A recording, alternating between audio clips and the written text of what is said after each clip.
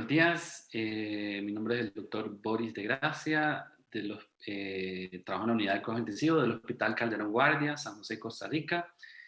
El tema que me tocó hablar es ventilación mecánica en ECMO. Una vez más, agradecimiento al comité organizador por pues la invitación.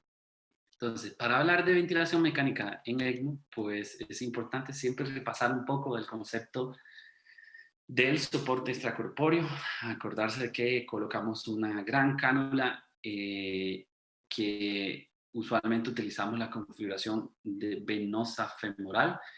Esa nos va a permitir pues extraer cierta cantidad de flujo de sangre, que básicamente el concepto del ECMO depende de la cantidad de flujo que yo tengo en este paciente. Entonces, ese flujo va a salir a una presión negativa que va a ser sometido a una pues centrífuga, y luego de la centrífuga en adelante, pues ese concepto de presión negativa cambia a presión positiva y se somete a una membrana oxigenadora. De aquí en adelante lo que ocurre es básicamente lo que ocurre a nivel del alveolo, es yo someto una gran cantidad de oxígeno y remuevo una gran cantidad de CO2. Y para posteriormente devolverlo a nivel de lo que sería a nivel de la cánula yugular. Entonces, este es el prototipo de paciente al cual nos enfrentamos cuando hablamos de soporte extracorpóreo. Quizás lo importante de este grupo de pacientes es acordarse nada más que sigue siendo una terapia de primera opción. Yo tengo que haber agotado todas las terapias anteriores, pero aquí un punto importante es el concepto de el baby long. Entonces, si ustedes pueden ver en esta gráfica, que de hecho esta gráfica salen todas del famoso estudio del CISAR, pues a más pequeño sea el baby long, mayor es la probabilidad de yo con mi ventilación mecánica induzca lesión. Entonces, ese es el primer concepto importante cuando hablamos de ventilación mecánica en ECMO. Entonces, ¿por qué esto es importante? Porque acordarse que el distrés, por definición, es una enfermedad heterogénea.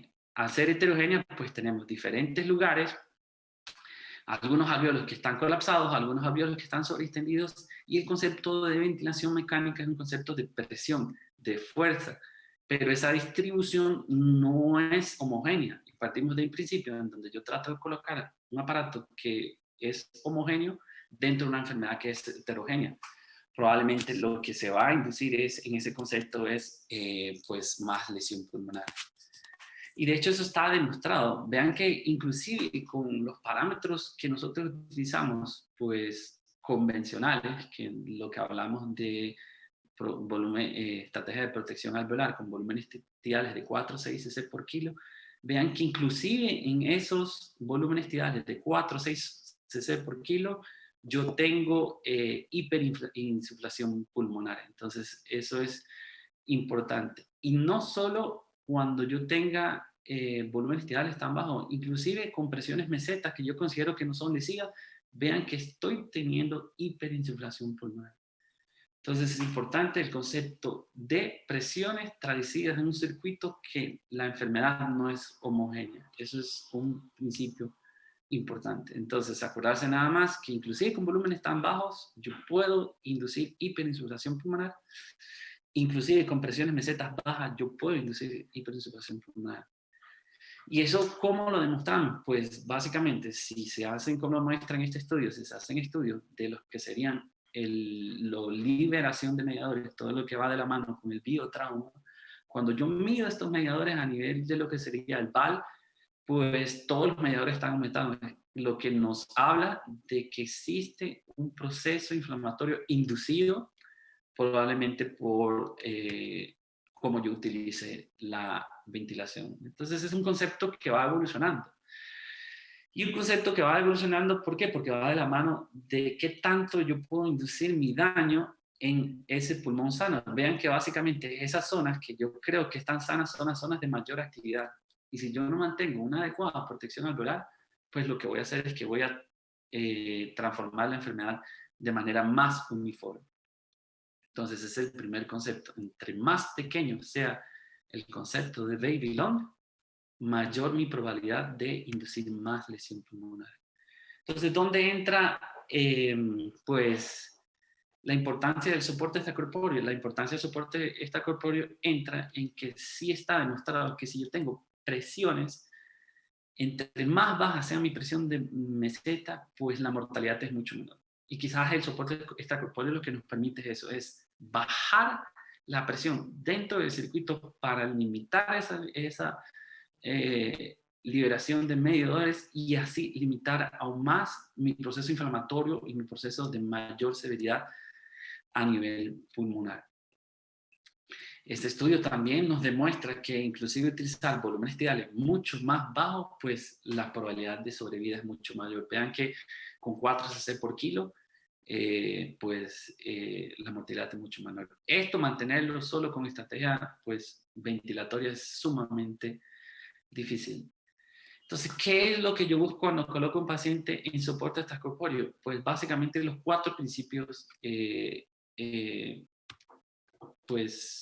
más importantes.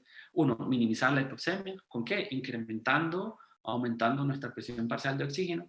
Que acordarse que nada más estos 2 principales, lo que es la hipoxemia y la hipercapnia, va a depender de qué tanto flujo yo pueda alcanzar dependiendo de mi cánula de extracción. Probablemente, cuando hablamos de soporte extracorpóreo, la más importante es la cánula de extracción. Entre más grande, pues mayor la probabilidad de que yo tenga mejor flujo y con eso suplir estas 2 primeros parámetros, lo que es minimizar la hipoxemia y minimizar la hipercapnia. Lo otro que va de la mano es permitir pues a ese diafragma realizar su función, porque eso es importante, acordarse nada más que existen diversos estudios que en las primeras 72 horas de no utilizar adecuadamente nuestra musculatura diafragmática pues se empieza a atrofiar.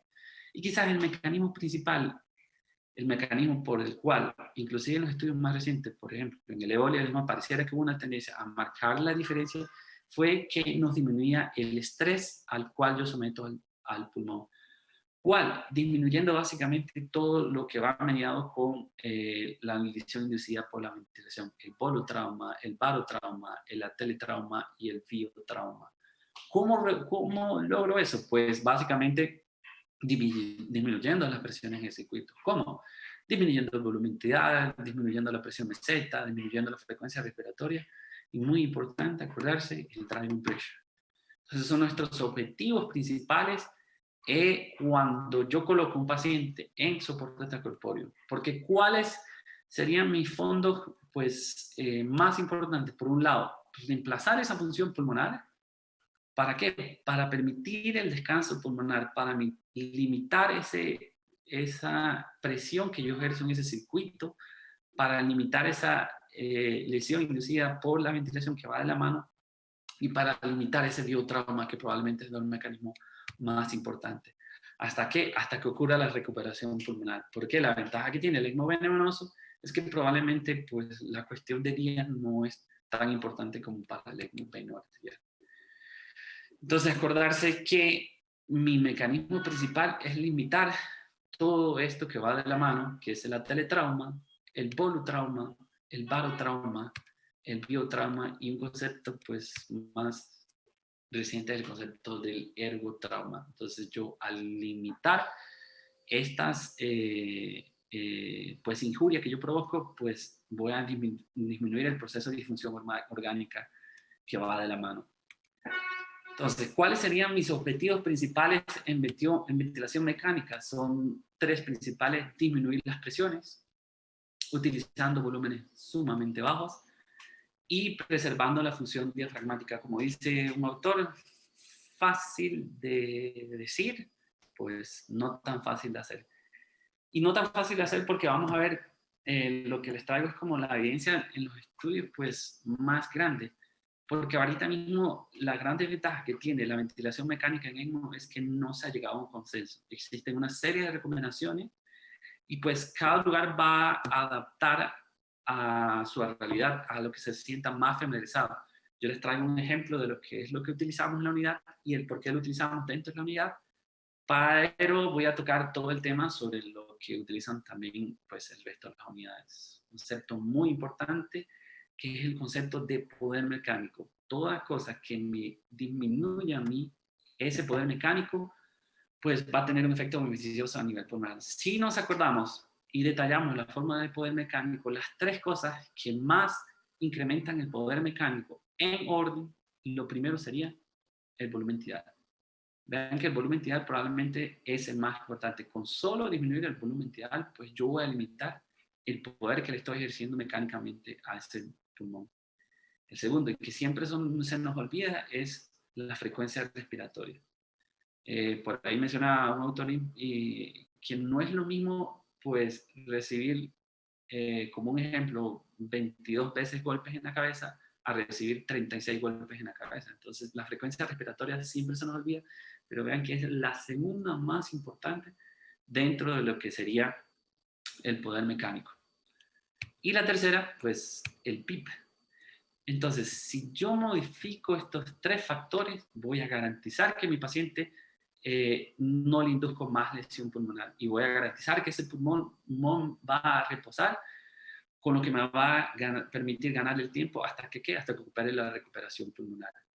Entonces, ¿cómo le demostramos eso? Pues cuando analizamos los estudios, vean como en Anesthesiology de 2009, pues lo que hicieron fue medir los mediadores en VAL en pacientes que se utilizaba ventilación de protección pues ultra versus ventilación básicamente fuera de esa protección ultra. Y vean que casi todos los mediadores disminuyeron en el paciente que tenía. Eso quiere decir que la carga sobre el biotrauma es sumamente importante. Entonces, acordarse que al yo bajar mis presiones, pues limito el billing que se produce a nivel pulmonar. Entonces, si partimos de ese principio, lo que yo necesito cuando tengo un paciente en ventilación mecánica ECMO y ECMO es básicamente disminuir estos tres parámetros. Entonces, por un lado, ¿cómo disminuyo el volumen tidal? Es utilizando volúmenes de aire corriente muy bajos. ¿Para qué? Para reducir mi presión meseta. Si yo reduzco mi presión meseta y reduzco mi frecuencia respiratoria, pues ahí estoy limitando mi lesión inducida por la ventilación. Otro proceso importante es reducir la frecuencia respiratoria y mantener el PIP mínimo que me permita no, como yo utilizo volúmenes de aire corriente abajo, el PIP mínimo que me permita que no se pues atelectase en el resto de la arquitectura pulmonar. Entonces eso es importante. Entonces eso lo garantizo de esa manera. Y quizás el parámetro más importante es que yo al reducir la presión meseta y mantener un PIP adecuado, al solo reducir estos factores, voy a reducir el driving pressure del paciente. Y con solo reducir, con los estudios estos de Amato, pues con solo reducir el driving pressure, yo voy a cambiar la mortalidad de mi paciente. Idealmente de 15 o 14 hacia abajo, eso es lo que debería buscar en mis pacientes para de verdad garantizar que tienen una estrategia de protección natural. Entonces, estas son algunas de las recomendaciones que existen en ventilación mecánica durante el soporte extracorpóreo. Entonces, aquí vamos a colocar los objetivos y las recomendaciones. ¿Cuál es mi primer objetivo en ventilación mecánica y soporte extracorpóreo? El más importante, limitar el billing. ¿Y cómo yo garantizo limitar ese billing? Pues garantizando lo que sería la protección alveolar. Y eso es que reduciendo mi volumen, ¿a cuánto? Idealmente a menos de 4 cc por kilo. Las gráficas iniciales vimos que al más reducir mi volumen de aire corriente, más reducir mi presión meseta, pues el paciente le va a ir mejor. Con otras cosas acompañadas, como limitar mi frecuencia respiratoria y de la mano, pues disminuir esa presión meseta. Entonces, importante, disminuir el BAC, disminuir presión meseta, disminuir frecuencia respiratoria. Con eso yo limito billing. Mi segundo objetivo es limitar el teletrauma. ¿Por qué? Porque yo utilizo volúmenes tidales muy bajos. ¿Y eso cómo lo logro? Pues básicamente mantengo un PIP de 10, alrededor de 10. ¿Para qué? Para evitar lo que sería la teletrauma. Mi tercer objetivo en ventilación mecánica y ECMO es limitar las ectasias de reabsorción. ¿Y eso cómo lo logro? Pues una vez que entre en el circuito de ECMO, disminuir mi FiO2 por el concepto de toxicidad de oxígeno, etcétera, etcétera, y mantener un nivel de PIB adecuado. Eso me va a limitar las teletasias de reabsorción. Y lo otro es muy importante, evitar la sobredistensión, porque es tan lesivo un pues la presión como la sobredistensión alveolar. Y aquí entra el concepto del PCILI. Idealmente, este paciente yo debería tener monitorización de la presión transpulmonar. No quiere decir así que un paciente que genere 600 cc de VAC está mejor, no, porque está autoinduciéndose la lesión inducida por, pues, autoinfligida. Entonces es importante acordarse, cuando hablamos de reposo pulmonar, es los extremos. Reposo pulmonar es llevarlo a los volúmenes y presiones bajas, pero que no sobredistienda el pulmón. Entonces aquí es donde empezamos a analizar un poco de la evidencia que está haciendo la mayoría y partiendo de los principios anteriores. Entonces, limitar el BILI, limitar el teletrauma. Eso es básicamente nuestros principios así ideales, limitar el PCILI. Y pues para eso salió este estudio que tiene un acrónimo ahí interesante, que es el estudio LifeGuard. Ese fue realizado en 23 unidades de cuidados intensivos en 10 ciudades durante un año consecutivo. Fueron casi que 350 pacientes, se utilizaron datos demográficos y parámetros ventilatorios en ECMO. Lo primero interesante de este estudio es esta gráfica. Quizás si ustedes pueden ver, el concepto de ventilación mecánica y ECMO no es uniforme. Vean que de color anaranjado son las personas que utilizaron este pre-ECMO y durante los días post-ECMO. Vean pre-ECMO cuántos pacientes estaban ¿cómo se llama? En modos de presión, cuántos pacientes estaban en modos por volumen y cuántos estaban en modos alternos, ya sea pues SIMV y cuántos pacientes estaban no en todas. Vean que a partir del día 1, básicamente, pues esa idea del concepto de que tú puedes estudiar al paciente, casi que son muy pocos centros y como les digo, eso va a depender de la experiencia del centro.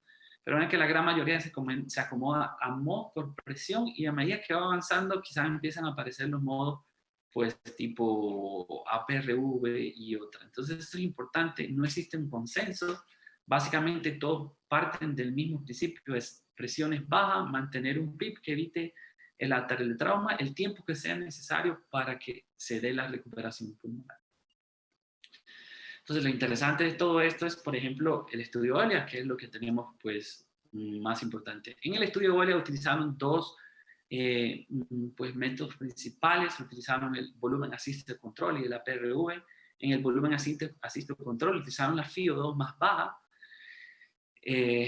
Básicamente con eso cumplían uno de los principios de evitar la atelectasia de reabsorción, y era que mantenían un PIP alrededor de 10, una FiO2 entre 0.3 y 0.5. El segundo concepto, limitar el BILI, lo que hacían era que mantenían volumetridades para mantener una presión meseta de menos 24. Y acordarse que el BILI no solo lo limito con el volumen ventidor, sino con la frecuencia respiratoria. Entonces lo que hacían era mantener frecuencia de 10-30. O el segundo concepto, que es el APRV, que es probablemente con lo que nos sentimos más familiarizados en la unidad. Y de hecho las recomendaciones que utilizamos en la unidad es partiendo de este principio. ¿Por qué el APRV? Porque nos permite pues monitorizar la evolución de la enfermedad. Y lo que hago es, en realidad, como prácticamente como un bilevel, lo que hago es poner una presión máxima de 24, una presión mínima de 10, con una FIO2 entre 0.3 y 0.5, y ahí garantizando una frecuencia respiratoria entre 10 y 30. Usualmente nosotros, pues el set de FIO2 que utilizábamos es 60%, que es el set de salida. Y de hecho, si ustedes se ponen a ver, inclusive las recuperaciones de las ELSO, las más recientes, pues ellos nos llegan a una recomendación específica en el tipo de modo. Vea que solo mencionan mantener una frecuencia respiratoria baja, con presiones que estén por debajo de 25, un set de PIP alrededor entre 5 a 15 centímetros de agua y pues aquí les traigo un poco de lo que hacemos en la unidad, con lo que nos sentimos más familiarizados. Este es partiendo, como les mencioné, pues de las recomendaciones de Levolia. Entonces, ellos lo que hicieron fue setear una FiO2, un PIP alrededor de 10, una presión máxima alrededor de 24, y con eso una frecuencia respiratoria entre 10 y 30.